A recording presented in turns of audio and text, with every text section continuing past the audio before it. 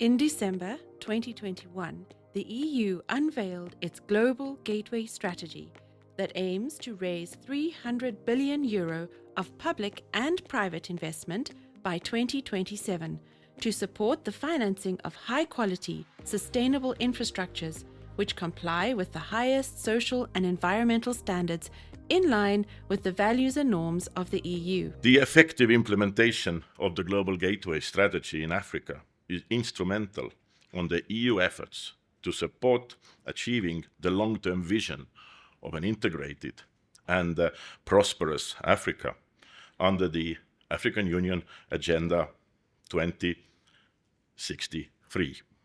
A 2020 World Bank report found that the production of minerals would need to increase by 500% by 2050 to meet the growing demand for clean energy technologies. In response, the European Commission proposed its Critical Raw Materials Act in March 2023 to pave a path towards resilience and strategic autonomy, taking an approach of strategic partnerships with other countries and increasing extraction, recycling, and processing capacities.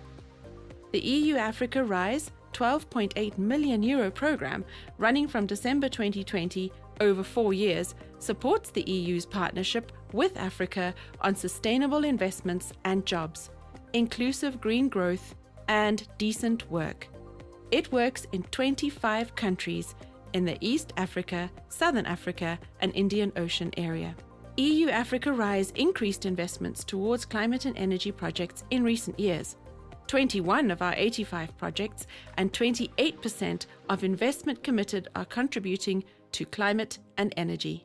Of these, 4 projects are working directly on CRM in Namibia, Rwanda, Zambia, or across SADC, addressing issues such as the development of the value chain for the automotive sector in Rwanda, identification of processes and projects in the CRM space in the Southern African region. In Namibia, our experts supported EUD with a regional study to assess the economic feasibility and investment opportunities in strategic raw materials value chains for the SADC region.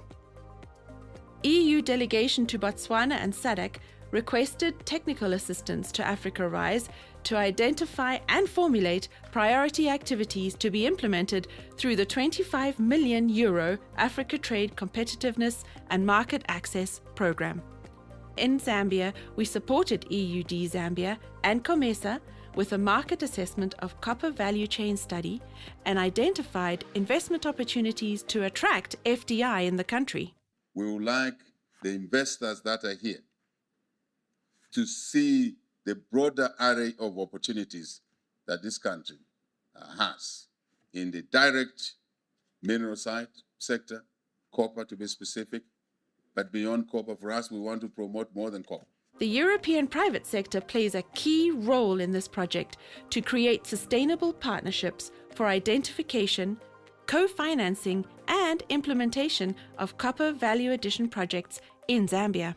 If you look at what the president said in his address, basically he was pointing to the fact that we wanted more beneficiation. Obviously, we knew that we needed more capital, we needed more technology, we needed more skills that are given. But the end game was very clear. How much can we beneficiate from the minerals that we already have, which basically again ties in with where the study was going in terms of upping the value addition beyond mining. The EU-Zambia Business Forum was organized by the EUD under the Growing the Copper Industry Through Sustainable Value Chain theme and held in Kitwe from the 10th to the 12th of April 2024. The forum built on the AfricaRI study and the various opportunities identified for expanding and reinforcing the EU-Zambia copper trade and copper transformation in Zambia. In Zambia, we were lucky enough to have the EU-Zambia Business Forum, which was looking at the copper value chain. So the main intention behind the Business Forum was pretty much to find strategies and solutions on how we can grow the copper industry, grow the copper value chain, but at the same time in a more sustainable and responsible manner.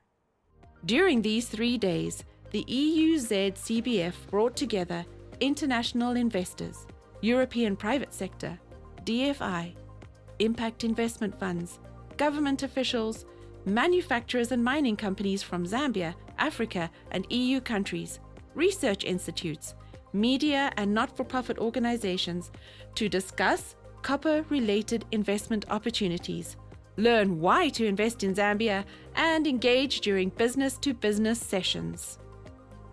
With over 250 participants, about 50 business-to-business meetings, and 6 thematic panel discussions, the results for this edition have been impressive. This business forum, for me, it is the climax of doing some work, but eventually having conversations with the right people in the room.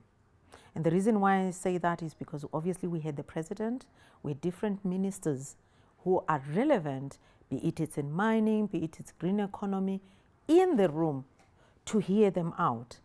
That was super important, but also most importantly, to set out the vision. How do they actually see the copper industry evolving over the next 10, 20 years? With high expectations, they will drive progress towards the climate and energy transition and build credible partnerships for investments, demonstrating that business can work for everyone in Zambia, EU, or the region, and leverage funds towards 2027 Global Gateway goals. This business forum is a first concrete action of this partnership with Zambia, a like-minded partner which will become a centerpiece of our cooperation in the coming years. So here we are at this forum, at the end of the second day, which has been looking at copper and the value chain opportunities here. And it's got a very tangible, practical focus, which is like, what are the investment opportunities between European companies and European investors and Zambian companies? We as AfricaRI are so much on point in terms of subjects. It was about copper, it was about value addition, what the president was saying and everyone was saying. And it was also about bringing investors, and this is what this project was about.